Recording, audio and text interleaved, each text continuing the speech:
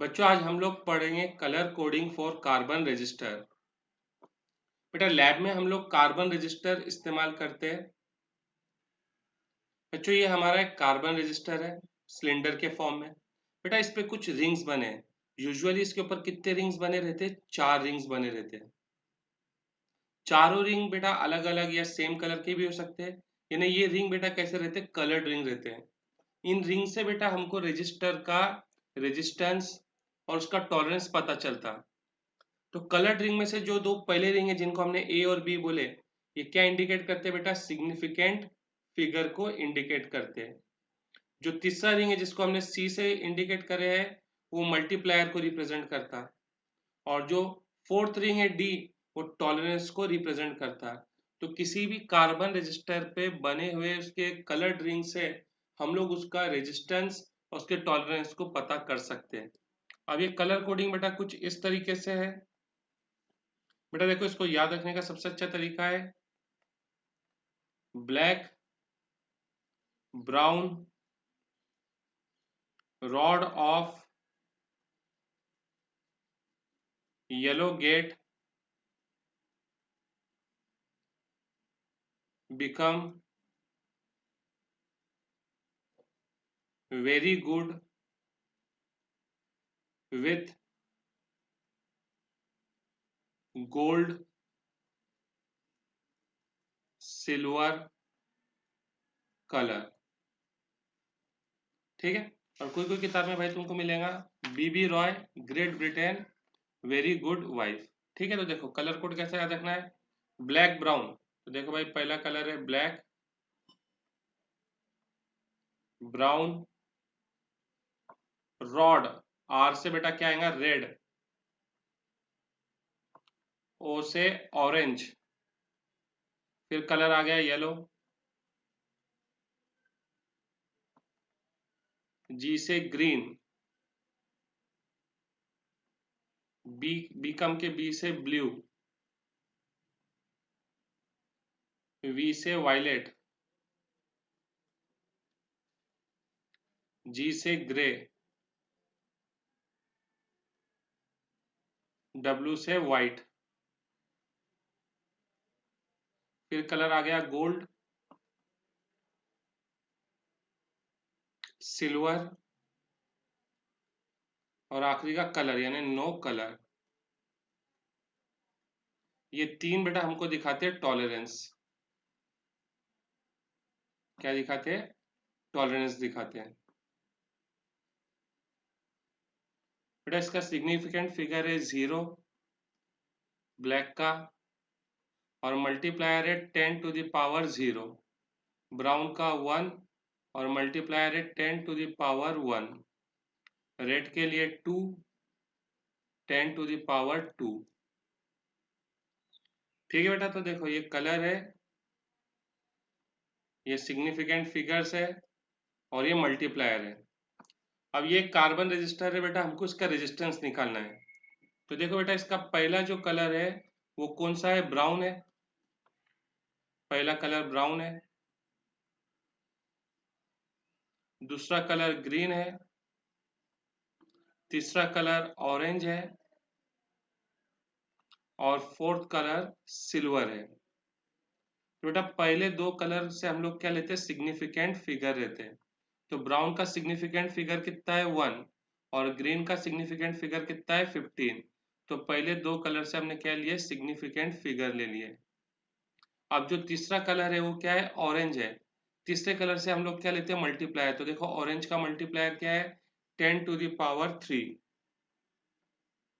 और जो last colour है उससे हम लोग क्या लेते हैं? टॉलरेंस। ओके। लास्ट कलर कौन सा है? सिल्वर है। और सिल्वर का टॉलरेंस कितना है बेटा? 10%। तो यहाँ हम लोग लिख देंगे +-10%। रेजिस्टेंस का यूनिट ओहम, तो यहाँ पे ओहम लगा दो। ये आ गया बच्चों हमारा रेजिस्टेंस। थोड़ा कलर कोडिंग से हम लोग उसके रेजिस्टेंस को पता कर सकते हैं, या रेजिस्टेंस से हम लोग उसकी कलर कोडिंग को पता कर सकते हैं। देखो जैसा बेटा अभी हमको इसका रेजिस्टेंस दिया है उसने 27 × 10⁶ ओहम ±5%। अब हमको इसकी कलर कोडिंग बताना है। तो बेटा पहले दो क्या रहते हैं सिग्निफिकेंट फिगर, तो देखो 2 और 7 सिग्निफिकेंट फिगर किसका है, तो बेटा 2 सिग्निफिकेंट फिगर है रेड का और 7 किसका है वायलेट का। तो यहाँ पहला रिंग किसका आएगा, रेड का आएगा, दूसरा रिंग किसका आएगा, वायलेट का आएगा, जो तीसरा रिंग रहता है किसको रिप्रेजेंट करता है, मल्टीप्लायर को। तो देखो 10⁶ मल्टीप्लायर किसका है, ब्लू का, तो थर्ड रिंग आएगा बेटा ब्लू का। और आखिरी वाला क्या था, टॉलरेंस, 5% टॉलरेंस किसका है, गोल्ड का। तो आखिरी रिंग जो है बेटा वो किसका आएगा, गोल्ड का आएगा। क्या क्लियर है। अभी एक और देखो बेटा,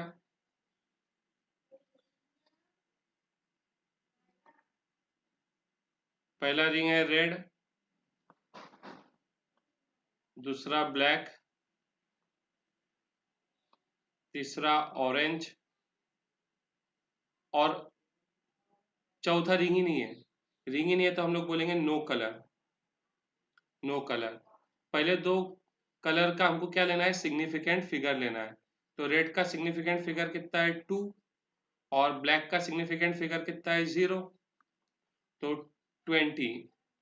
तीसरे का क्या लेना है, मल्टीप्लायर। ऑरेंज का मल्टीप्लायर क्या है, 10⁻3, तो 10⁻3 ओहम।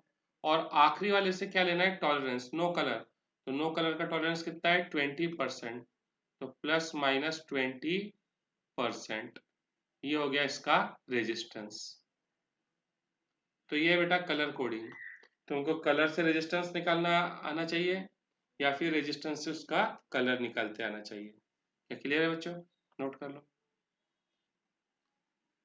नेक्स्ट टॉपिक है internal resistance of a cell. बच्चों सेल सब जानते हैं कि हम लोग क्या लेते हैं, कंटेनर लेते हैं। इस कंटेनर में बेटा हम लोग क्या लेते हैं, दो इलेक्ट्रोड लेते हैं और इस इलेक्ट्रोड को बेटा हम लोग काय में डिप कर देते हैं, इलेक्ट्रोलाइट में।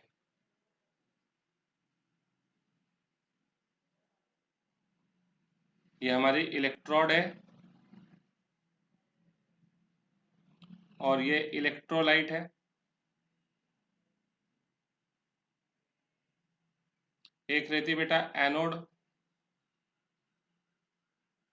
जहाँ पे क्या होता ऑक्सीडेशन, और इस पे कौन सा चार्ज आता है बेटा, नेगेटिव। एक रहती कैथोड, जहाँ पे होता रिडक्शन और उस पे आता पॉजिटिव चार्ज। और जब बेटा हम लोग इन दोनों इलेक्ट्रोड को एक्सटर्नल सर्किट में जोड़ते हैं, ठीक है बेटा, तो इलेक्ट्रॉन कुछ ऐसे फ्लो होते हैं, इलेक्ट्रॉन इस डायरेक्शन में जाते हैं ऐसे, नेगेटिव से पॉजिटिव। ठीक है बेटा, ये है हमारा एक्सटर्नल सर्किट। ये जो पोर्शन हमने बनाया है, ये इतना पोर्शन है बेटा हमारा एक्सटर्नल सर्किट है। अब बेटा करंट कब बनता, जब चार्ज काय में फ्लो होता, क्लोज सर्किट में। तो ये इलेक्ट्रॉन ऐसे होते हुए बेटा यहाँ पे आते और यहाँ से फिर ऐसे फ्लो होते, तो देखो इलेक्ट्रॉन का क्लोज सर्किट कंप्लीट हो गया, हुआ कि नहीं हुआ। ठीक है, तो जो इलेक्ट्रॉन है जब इलेक्ट्रोलाइट के अंदर फ्लो होते हैं, तो बेटा ये इलेक्ट्रोलाइट के आयन से भी क्या करते, कोलाइट करते हैं।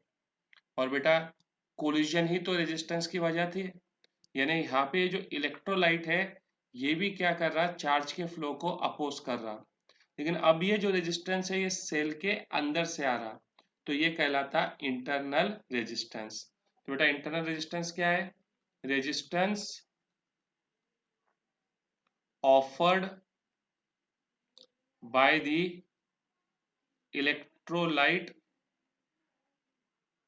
of the cell when current flow through it। Electric current flow through it. हम लोग इसको कैसे डिनोट करते हैं? तो it is denoted by small r. It is denoted by small r. बेटा हम इसको बनाते कैसा? हम इसको यूजुअली ऐसा बनाते हैं, या फिर हम लोग इसको ऐसा बनाते हैं।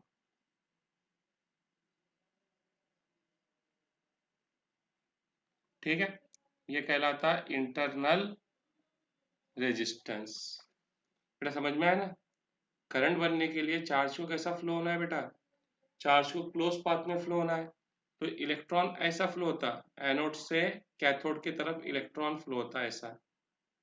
ये तो हमको बाहर दिखाई देता है, लेकिन अंदर वो ऐसा जाता है बेटा, ऐसा। तो जब वो बेटा एक इलेक्ट्रोड से दूसरे इलेक्ट्रोड में जाता है, तो उसको काय में ट्रेवल करना पड़ता है? इलेक्ट्रोलाइट में। तो ये जो इलेक्ट्रॉन से जो भी चार्ज है, वो क्या करता है? इलेक्ट्रोलाइट के आयन से क्या करता है बेटा? टकराता है। और यही तो बेटा जो टकराना है, यही तो क्या है? रेजिस्टेंस है। तो अब ये रेजिस्टेंस कुछ सेल के अंदर ही मिल रहा है, इसके लिए कहलाता है बेटा internal resistance of a cell. ठीक है, जो नया सेल रहता, जब सेल नया है बेटा, तो जो इंटरनल रेजिस्टेंस की वैल्यू है, वो क्या रहती है बेटा? बहुत कम रहती है। और जैसे जैसे बेटा सेल जूना होता जाता है, जैसे जैसे हम लोग सेल को यूज करते जाते हैं,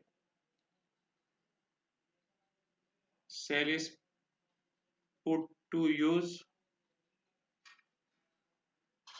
more and more,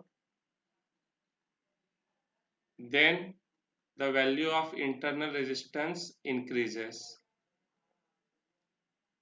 क्या बेटा इंटरनल रेजिस्टेंस सबको समझ में आया? वो रेजिस्टेंस जो कहाँ पे है? सेल के अंदर है, और वो करंट के फ्लो को क्या कर रहा? अपोज कर रहा। Resistance offered by the electrolyte of this cell when electric current flow through it is known as internal resistance.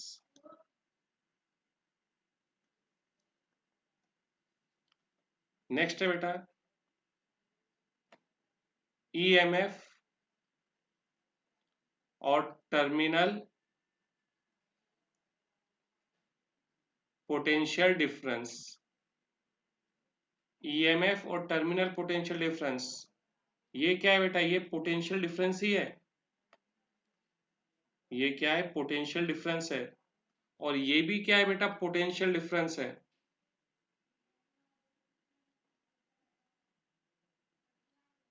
Potential difference between the terminals of cell, terminals of cell. और ये क्या? ये भी potential difference between the terminal of a cell.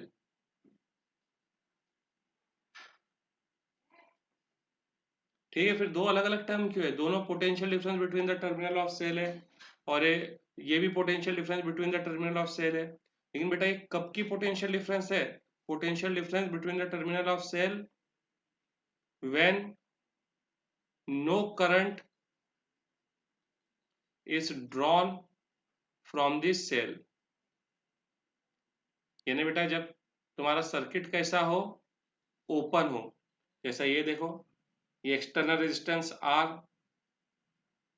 ये battery, ये internal resistance, और ये देखो ये अभी क्या है बेटा? हमारा स्विच ओपन है, ओपन है। तो जो यहाँ की पोटेंशियल डिफरेंस है बेटा, जो इनकी पोटेंशियल डिफरेंस है, वो इस समय क्या कहलाएंगे बेटा? ईएमएफ। और ये क्या है बेटा? Potential difference between the terminal of cell when current is drawn from this cell. यानी बेटा सेल कैसा है? ऑन है, स्विच ऑन है, सर्किट क्लोज है। ये देखो ये रेजिस्टर आर, ये इसका इंटरनल रेजिस्टेंस। ये सर्किट कैसा है बेटा? क्लोज है। यानी इसमें क्या फ्लो हो रहा? करंट फ्लो हो रहा। आई करंट निकला था, आई करंट एंटर करेगा। तो इस समय इसके जो पोटेंशियल डिफरेंस है, दोनों टर्मिनल की, वो क्या कहलाएंगी? Terminal potential difference. बेटा डिफरेंस समझ में आया? ईएमएफ क्या है? Potential difference between the terminal of cell. ये भी potential difference between the terminal of cell. लेकिन बेटा जिस समय हम लोग सेल से कोई करंट नहीं निकाल रहे, उस समय का पोटेंशियल डिफरेंस कहलाता है ईएमएफ। और जिस समय हम लोग करंट निकाल रहे, उस समय का पोटेंशियल डिफरेंस कहलाता है टर्मिनल पोटेंशियल डिफरेंस। अब बेटा सेल कैसे वर्क करते हो हम लोग केमिस्ट्री में पढ़ेंगे, इलेक्ट्रोकेमिस्ट्री के अंदर, वो पूरा केमिकल रिएक्शंस है। हमको तो अभी सिर्फ उसके करंट कितना है, रेजिस्टर कितना है, फिजिक्स में ये काम है कैलकुलेशन का। ठीक है,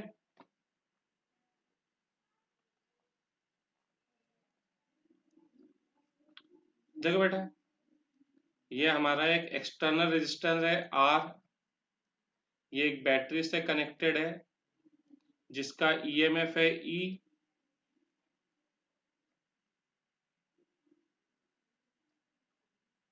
ठीक है, और पोटेंशियल डिफरेंस है वी। अभी बेटा सर्किट कैसा है? ओपन है। ओपन है तो बेटा पॉजिटिव टर्मिनल और नेगेटिव टर्मिनल के बीच में का जो पोटेंशियल डिफरेंस है वो किसके बराबर रहेगा? ई एम एफ के बराबर रहेगा। ठीक है, अब मैं बेटा इस सर्किट को क्या कर दूं? क्लोज कर दूं। सर्किट को क्लोज करते से क्या फ्लो होगा? करंट फ्लो होगा। क्या फ्लो होगा? करंट फ्लो होगा। और बेटा करंट आउटसाइड कहाँ से कहा जाता? पॉजिटिव से नेगेटिव, आउटसाइड से नेगेटिव। ठीक है बेटा, अब इन दोनों आउटसाइड कहा जाता है पॉजिटिव से नेगेटिव, और इनसाइड कहा जाता है नेगेटिव से पॉजिटिव। अब इन दोनों प्लेट के बीच में का जो पोटेंशियल डिफरेंस है वो कहलाएगा टर्मिनल पोटेंशियल डिफरेंस। वो क्या कहलाएगा? Terminal potential difference. और देखो बेटा आप करंट के फ्लो होने से देखो रेजिस्टर के अक्रॉस पोटेंशियल डिफरेंस कितना ड्रॉप होता है? आई आर से। कितना ड्रॉप होता? आई आर से। तो जब करंट नहीं फ्लो हो रहा था तो दोनों टर्मिनल के बीच में पोटेंशियल डिफरेंस कितना था? ई था। किसके बरोबर? ईएमएफ। अब वो कितने से ड्रॉप हो गया? आई आर से ड्रॉप हो गया। यानी कि potential difference equal EMF minus I R. यानी जब बेटा हम सेल को डिस्चार्ज करते हैं उस समय V E से थोड़ा सा क्या रहता? छोटा रहता। और बेटा जब हम सेल को चार्ज करते हैं, सेल को चार्ज करना यानी करंट का डायरेक्शन उल्टा कर देना। जैसे हम सेल को डिस्चार्ज करते हैं तो आउटसाइड करंट कहाँ से कहा जाता? तो आउटसाइड करंट जाता बेटा पॉजिटिव से नेगेटिव।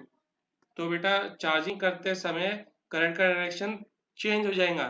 जो आउटसाइड पॉजिटिव से नेगेटिव जाता था, अब वो आउटसाइड नेगेटिव से कहाँ पे जाएगा? पॉजिटिव जाएगा। तो फिर ये पोटेंशियल क्या हो जाएंगी? आई आर से बढ़ जाएंगी।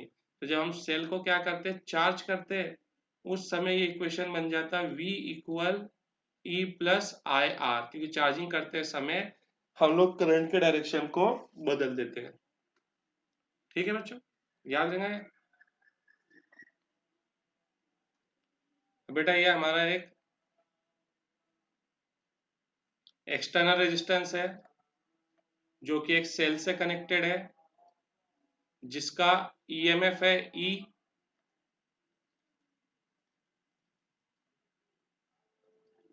टर्मिनल पोटेंशियल डिफरेंस है V, और इंटरनल रेजिस्टेंस है R। ठीक है, अब हमको करंट निकालना है। जब हम इसको क्लोज कर देंगे तो करंट फ्लो होगा। कैसा? पॉजिटिव से नेगेटिव। तो करंट को बेटा हमने I बोले।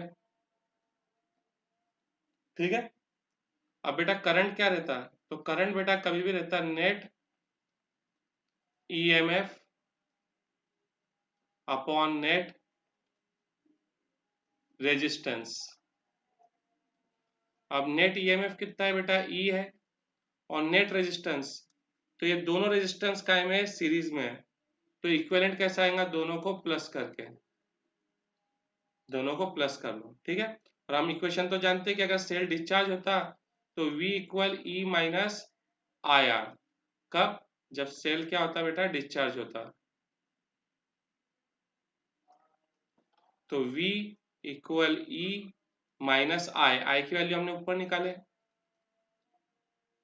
है कि नहीं, ये देखो ना बेटा, हमने ये आई की वैल्यू ये पुटअप करे, ये आई की value E upon R plus r, E upon R plus r, जिसके अपॉन में कुछ नहीं 1, जिसके अपॉन में कुछ नहीं 1, पूरा एलसीएम क्या आएगा, आर प्लस स्मॉल आर, तो इसको आर प्लस स्मॉल आर से मल्टीप्लाई करो इसको 1 से, तो ये हो जाएगा V R plus V small r E R plus E small r minus E small r, ये दोनों क्या हो गए, कैंसिल हो गए, ठीक है क्या नहीं। अब देखो क्या बचा, वी आर ई आर, अब हमको स्मॉल आर निकालना है, तो स्मॉल आर के टर्म को एक तरफ रख देते हैं, ये प्लस वी कैपिटल आर है, यहाँ पे आएगा तो V minus V capital R, ये वी बेटा मल्टीप्लाई में, यहाँ पे आएगा तो डिवाइड में है, तो बेटा दोनों के डिवाइड में यानी अपॉन में लगा दो, ये वी क्या हो जाएगा, कैंसल, तो आर हो जाएगा E R upon V minus R, इनमें से कैपिटल आर कॉमन निकालो, ई बाई वी माइनस 1, तो ये आ गया बेटा हमारा एक्सप्रेशन किसका, इंटरनल रेजिस्टेंस का, ठीक है, नोट कर लो।